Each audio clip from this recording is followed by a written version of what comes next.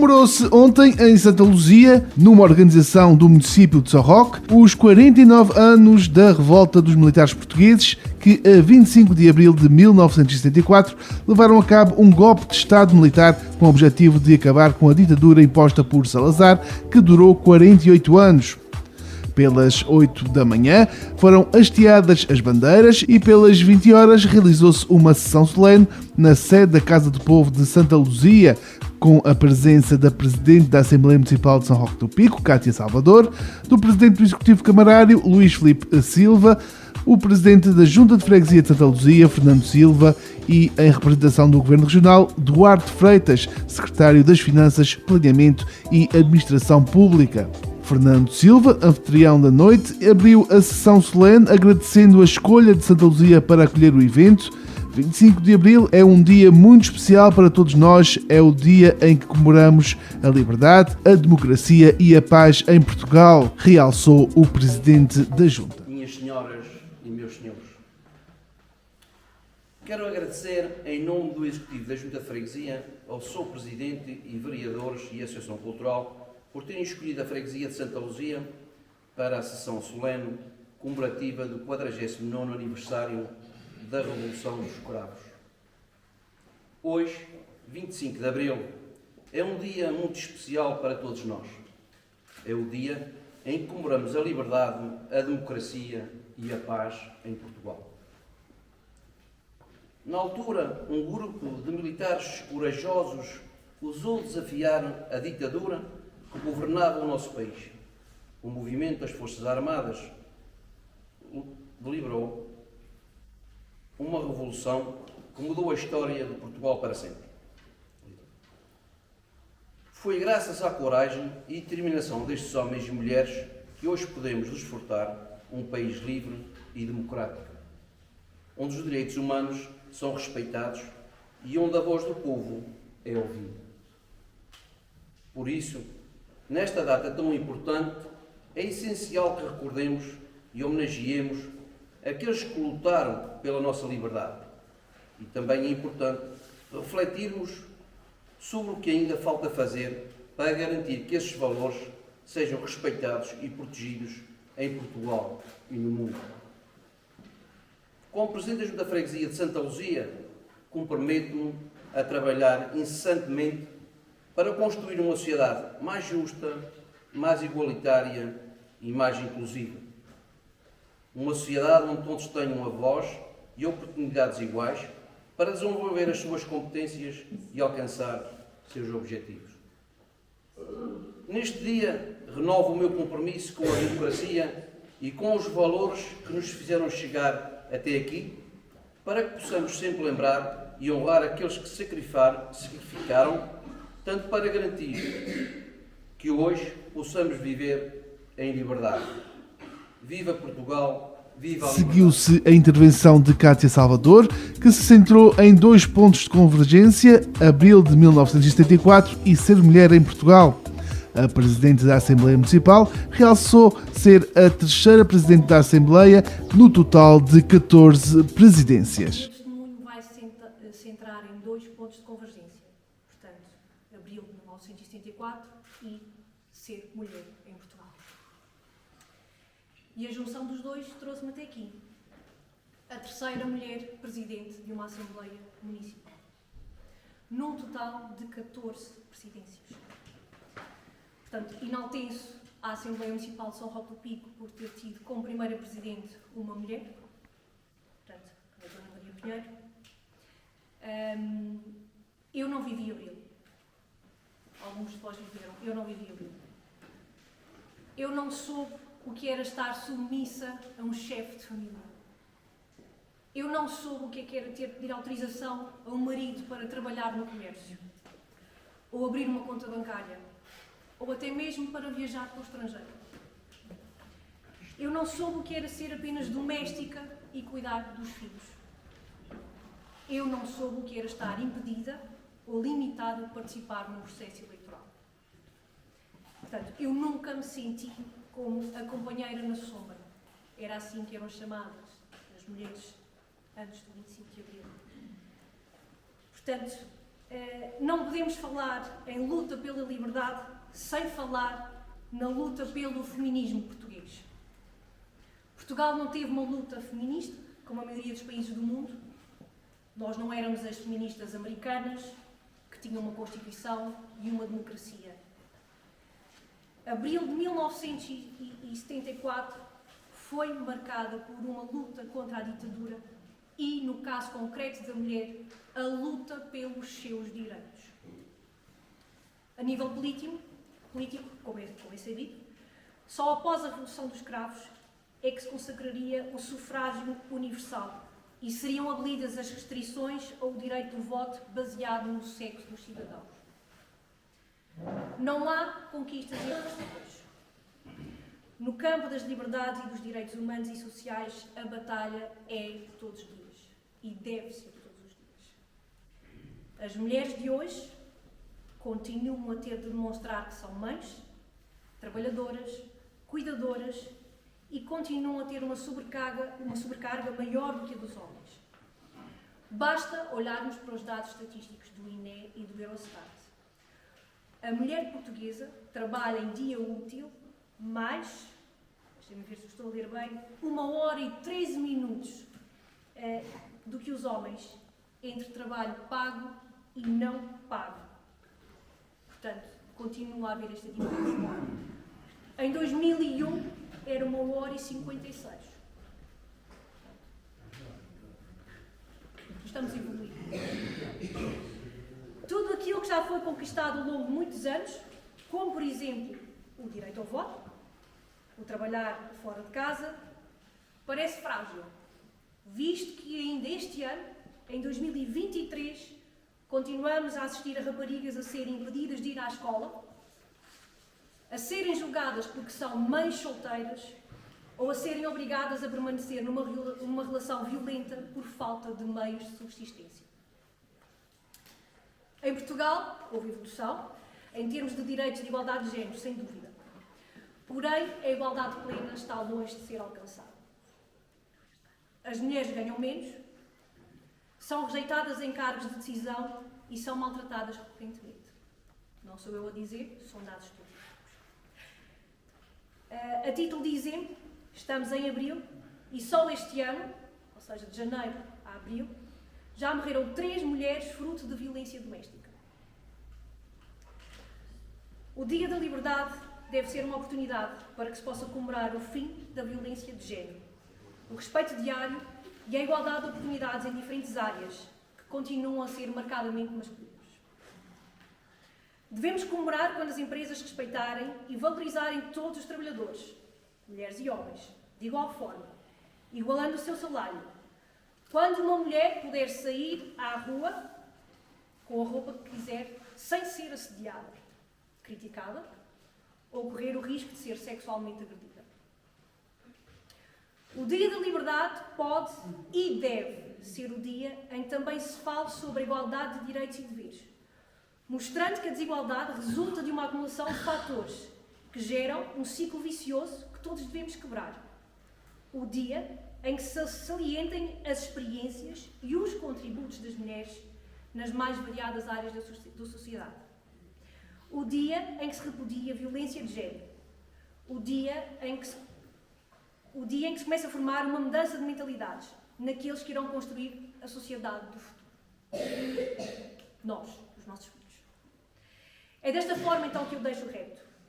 Continuemos esta demanda da liberdade pela igualdade. Para que no futuro as nossas filhas e filhos, quando eu falo, isto não é só o movimento para as mulheres, todos nós, portanto, devemos educar filhas e filhos de forma a que façam o seu percurso de uma forma mais contígua e indiferenciadas. Ou seja, não há tarefas só dos meninos ou das meninas, ou de um homem e de uma mulher. Portanto, era isto que eu queria deixar o meu contributo e agradeço a oportunidade que me foi dada. O presidente da Câmara Municipal de São Roque iniciou o seu discurso referindo que trazer o evento para uma freguesia que fica no extremo do concelho é uma forma de democracia e advertiu que a democracia sem a participação das pessoas vai morrer. os discursos institucionais ficam para o estadista e hoje o que me faltou foi discursos. E discursos a dizer exatamente a mesma coisa que se dizia há 49 anos atrás. Portanto, eu vou tentar ter um discurso mais terra a terra, um discurso virado para dentro, para aqui, para o nosso pequeno mundo, para a nossa ilha, para a nossa freguesia, para o nosso concelho. Porque o trazer também Abril aqui, a Santa Luzia, a um extremo do concelho, é uma forma de democracia. E queria aqui fazer um pequeno balanço convosco. Saber onde é que estávamos em 1974. Aqui, no Pico, nestas freguesias. Onde é que estávamos? Como é que vivíamos? O que é que tínhamos?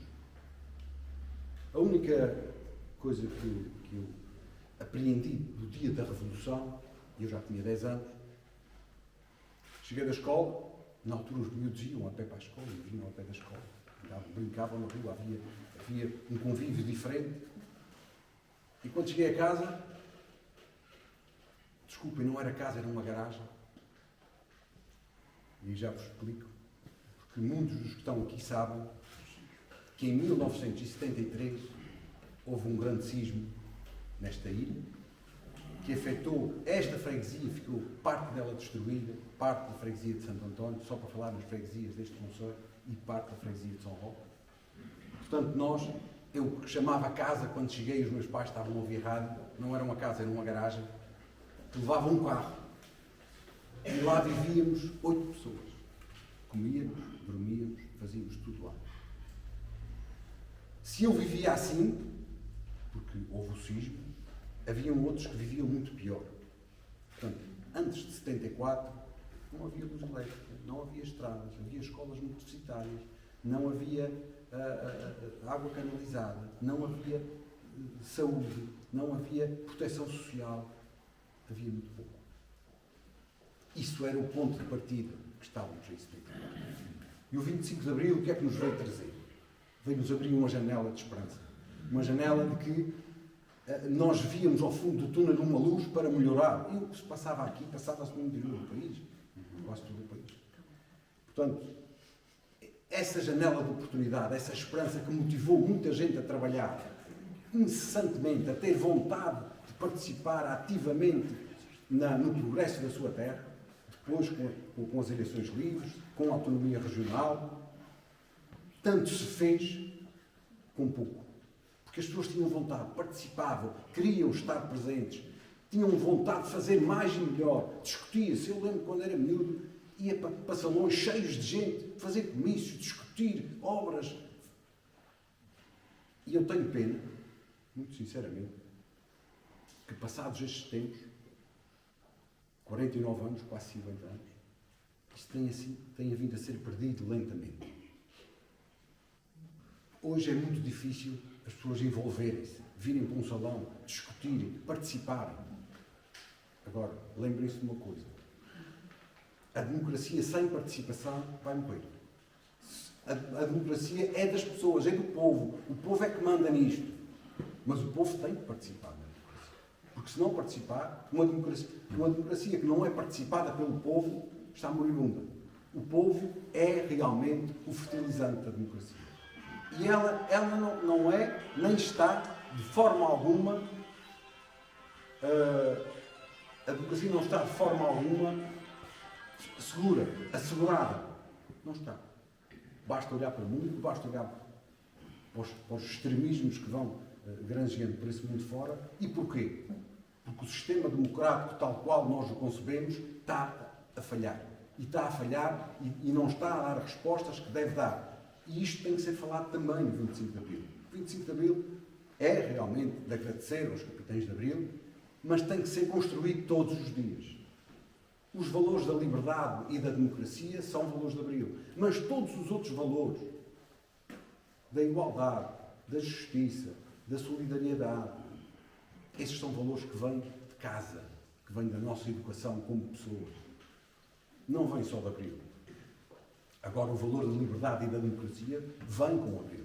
E é preciso cultivá-lo todos os dias. Porque se não o fizermos, a democracia vai morrer.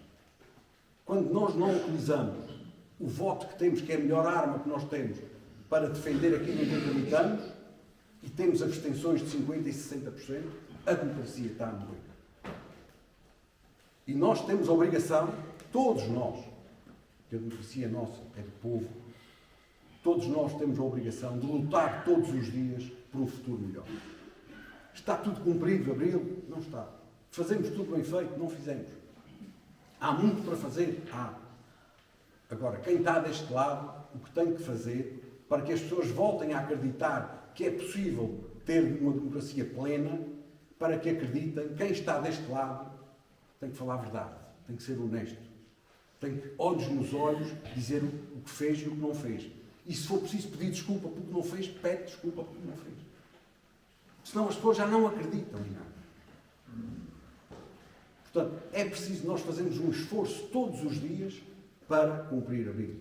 Todos os dias para termos uma democracia pujante. Todos os dias para termos justiça social. Todos os dias para acreditar que é possível fazer mais e melhor pelos Açores, pelo nosso concelho, pela nossa freguesia. Quem está deste lado tem a obrigação de lutar por isso. E todos que aqui estão, todo o povo do concelho, todo o povo da freguesia, todo o povo, seja de onde for, tem a obrigação de ajudar na construção de uma sociedade melhor. Isto também é Abril. Isto também é liberdade. A minha liberdade termina quando começa a liberdade desta senhora. E isto tem de ser dito porque é assim que acontece. Nós temos que ser justos e respeitar o outro para termos uma sociedade mais igualitária e mais justa. E temos que participar na vida da nossa terra. Se vocês forem capazes, todos nós, de participar na vida da nossa terra, é muito mais fácil para quem está deste lado. E não se esqueçam, vamos cultivar Abril todos os dias. É essencial para o nosso regime democrático. Por fim, interveio Duarte Freitas, que prestou uma homenagem aos heróis sem nome, aqueles que ficaram e recusaram-se a emigrar, mas que, apesar da ilha ser madrasta, amaram a terra e quiseram fazer dela, para os seus filhos que somos nós, uma terra melhor.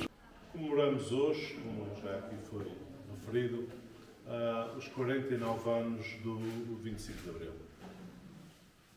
O Sr. Presidente da Câmara Municipal de São Roque já aqui hoje deu nota de algumas das memórias que são dele, também minhas, e se calhar de alguns de vós de forma mais perene, que é o tempo antes do 25 de Abril. O tempo em que os Açores eram 3 distritos, 500 anos de história de costas voltadas cada ilha per si e de costas voltadas para as outras, e dentro de cada ilha o que se vivia era, de facto, uma pobreza extrema. As pessoas imigravam, fugiam, não havia esperança. Leiam Almeida Firmino. Leiam Almeida Firmino e aquilo que ele refere sobre os Açores e a Ilha do Pico e São Roque do Pico dos anos 70, dos anos 60.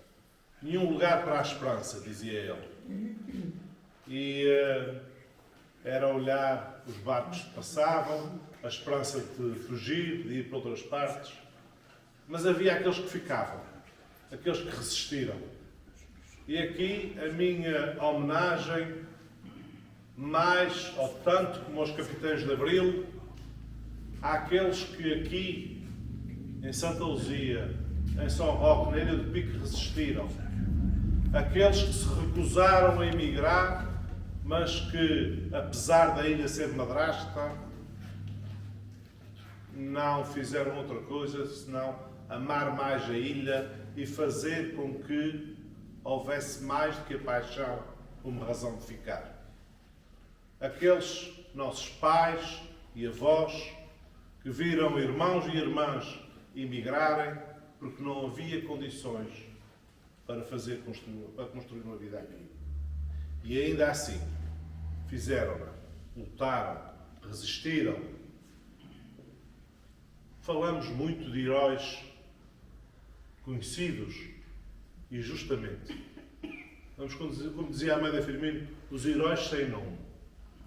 Com um pé em terra e outro no mar. Que aqui construíram vidas, que aqui se agarraram e que aqui amaram a terra e quiseram fazer dela, para os seus filhos, somos nós, uma terra melhor.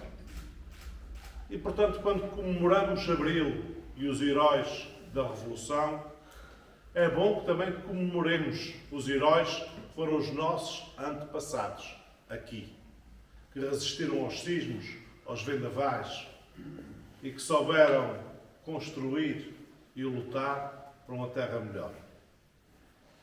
Que iam para a escola descalços, sem luz, mas lutaram para que os filhos pudessem estudar e para que os netos pudessem voltar. Esses são heróis, os tais heróis sem nome. E eu gostaria de hoje aqui também os homenagear, em nome de uma geração que lhe deve muito. Que lhe deve muito. Hoje ainda lutamos, como disse a Sra. Presidente da Assembleia Municipal, pela igualdade entre homens e mulheres e ainda continua a haver muito a fazer nesse caminho, mas tanto em termos culturais como em termos práticos de vencimentos de oportunidades. É bom lembrar que nessa altura as mulheres estavam totalmente dependentes dos seus maridos, até para trabalhar. Fez-se uma luta. Não podiam votar sequer. Mas também é verdade, aqui mesmo nesta freguesia, há histórias de pessoas que, para casarem com funcionários públicos, tinham que comprovar que não iam depender desses funcionários públicos. E neste caso não era só as mulheres em relação aos homens, eram os homens em relação às mulheres também. Era assim que se vivia. Isto hoje em dia não nos diz nada ou diz muito pouco. Mas quando se vive neste momento uma luta no mundo entre as democracias liberais e o iliberalismo ou os regimes autocráticos, é a altura também de pensarmos nisto. Porque nós julgamos que isto é tudo muito distante. O que nos atinge é a subida dos juros, preços de petróleo, alguma escassez. Mas há pessoas que neste momento lutam com armas nas mãos pela democracia. Não em sentido literal, mas na prática. É isto que se passa na Ucrânia hoje em dia. E é verdadeiramente, e começamos a compaginar um conjunto de atitudes que diferenciam no século XXI, no início do século XXI, a luta entre as democracias liberais e os autocracismos ou os regimes iliberais. Isso vive-se hoje. Podemos pensar, por exemplo, a China, em termos económicos, é um regime liberal, mas é uma autocracia, é uma ditadura. A Rússia, até há pouco tempo, era um regime relativamente liberal em termos económicos, mas é uma ditadura. Mas não precisamos ir muito mais longe, porque não falando de ditaduras, mas podemos estar a falar de regimes com tendências iliberais, autocráticas, como é o caso, por exemplo, da Turquia, em que há uma tendência autocrática, embora haja algum liberalismo na área económica. E isto hoje em dia passa-se todos os dias em cada um dos nossos países, no nosso mundo, nos nossos parceiros. E eu recordo-me, quando estava como deputado no Parlamento Europeu, de ver uma intervenção marcante do Viktor Yushchenko. Na altura foi o líder da Revolução Laranja na Ucrânia. E ele fez uma intervenção no Parlamento Europeu ainda marcada fisicamente até pelo terror russo. Porque ele, como deve recordar-se, foi envenenado pelo FSB, o antigo KGB, tentaram matá-lo e ele tinha a cara cheia de marcas por via dessa tentativa de assassinato, que agora é relativamente comum, inclusivamente na Rússia. Acontece com muita frequência pessoas dissidentes que caem do 10º andar, comem uma comida estragada e morrem. Portanto, é este o sistema que ainda vigora hoje na Rússia. E na altura, Viktor Yushchenko, no meio do seu discurso, a cada parágrafo quase dizia: nós gostamos muito da União Europeia, do sistema ocidental e queremos aderir à União Europeia. Não fomos capazes todos nós nesse momento, 2007, 2008, não fomos capazes de entender e de abrir as portas à Ucrânia, de ajudar a Ucrânia a trazê-los para o lado da luz. Isto é um pouco, se quisermos, o dia entre a luz e as trevas. As trevas é a autocracia, o iliberalismo. A luz, continuo convicto, é a democracia e o liberalismo. Aliás, a civilização ocidental, se duas coisas criou fantásticas, foi a democracia e a concorrência. Resolve imensos problemas. Embora sejam imperfeitos, é verdade. Mas na altura, o Viktor Yushchenko queria muito aderir à União Europeia. Nunca lhes foi aberta essa porta. Agora, perante a força das armas, os mísseis a cair, a União Europeia e o mundo ocidental já está de braços abertos para a Ucrânia. Tarde. Tarde. E é também um peso na consciência que fala em nome destes países da União Europeia e do mundo ocidental. Porque podiam ter dado a mão. Mas nós esquecemos. E eu recordo-me desse discurso de ele identificar a Europa e a União Europeia e o mundo ocidental, mas no caso da União Europeia, como o farol dos direitos humanos. E eu aprendi nessa altura, ou senti nessa altura, que verdadeiramente a União Europeia, este sistema onde nós estamos, mais do que tudo, é um conjunto de valores. Valores da democracia, do liberalismo, valores dos direitos humanos. A União Europeia é o farol do mundo em termos de direitos humanos. Mas muitas vezes não o exercemos devidamente. E por isso há situações que hoje em dia se configuram de maneira trágica para a humanidade. Mas, neste sendo o farol dos direitos humanos e da democracia, não quer dizer que todos concordemos. A democracia, segundo a democracia liberal, segundo Sacha Monk, é o terreno moral comum. O que é um terreno moral comum? É um terreno onde nós podemos divergir, discutir, não concordar, mas no fim do dia aceitamos que a maioria mande. É isto que é o terreno moral comum. Concordarmos na discordância. E este terreno moral comum é que é a força dos valores do nosso sistema, eu acredito piamente, a força do valor do nosso sistema, do sistema português, europeu, do mundo ocidental.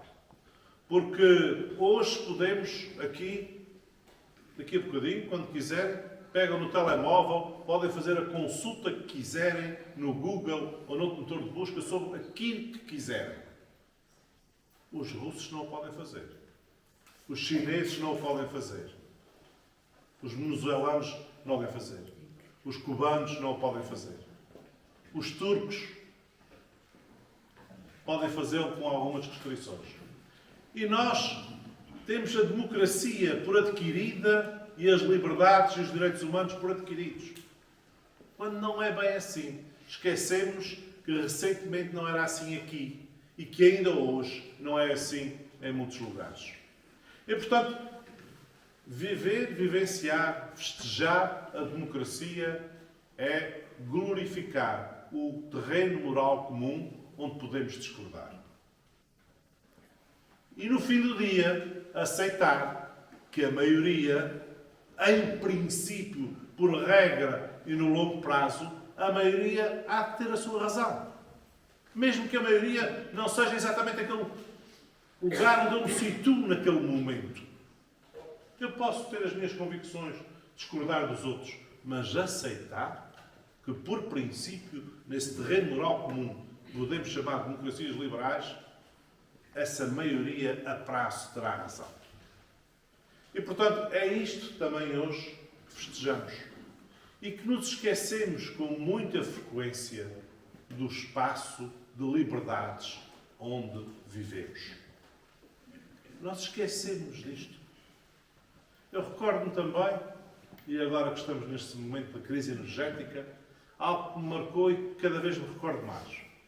Estamos a falar da questão, independentemente de concordarem ou discordarem, com a energia nuclear. Mas a energia nuclear, para muitas pessoas, libertava-nos do jugo da dependência russa.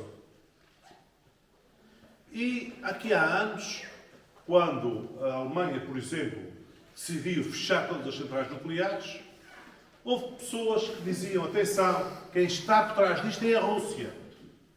Eu não acreditava, mas hoje em dia já não tenho a mais pálida dúvida. Depois de ver o chanceler alemão, Gerhard Schröder, depois de fechar as centrais nucleares, ser vice-presidente da Gazprom, não fiquei com grandes dúvidas. E recordo também neste debate, que assisti também no Parlamento Europeu, de haver um finlandês que pediu a palavra relativamente ao CO2 free, ao nuclear free, e eu recordo-me claramente de ele pedir a palavra e dizer que os finlandeses têm a maior fronteira com a Rússia. Imensos problemas com a Rússia.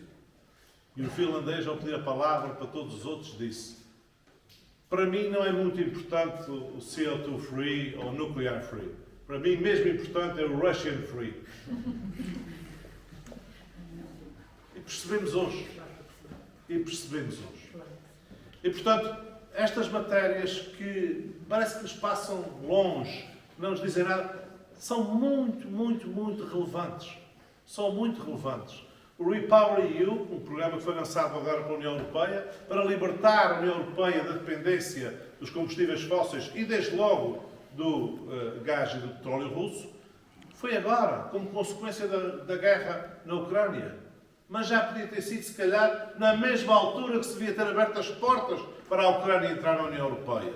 E que se devia ter fechado as portas ao gás russo que vinha para a Europa. Mas não, na altura os alemães, era muito bonito, nuclear free, quando por trás daquilo estava o financiamento russo a financiar as organizações que lutavam contra o nuclear. E, portanto, nós temos que ter estas percepções que depois nos atingem a todos nós, independentemente das pessoas concordarem com o nuclear, não escolherem o nuclear, até porque na altura se calhar não havia outra hipótese há 20 anos do nuclear, mas hoje há um conjunto vasto de energias alternativas que nos podem libertar desse jugo dos poderes do gás e do petróleo. Mas isto para vos dizer que todos nós, mesmo aqui neste nosso cantinho de paz e de sossego, temos que nos lembrar não só do que se passou aqui há anos atrás neste mesmo espaço e daquilo que hoje em dia se passa noutros espaços próximos de nós. E valorizar a democracia, o liberalismo, os direitos humanos. Os direitos humanos. Isso é muito, muito, muito relevante. São os direitos humanos que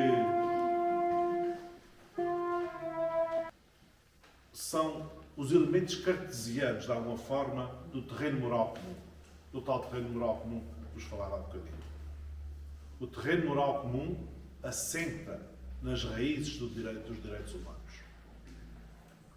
E são os direitos humanos que fizeram Abril, então, hoje e onde fazer amanhã. O respeito por todos. O permitir que as pessoas possam progredir, crescer, ser felizes na sua terra.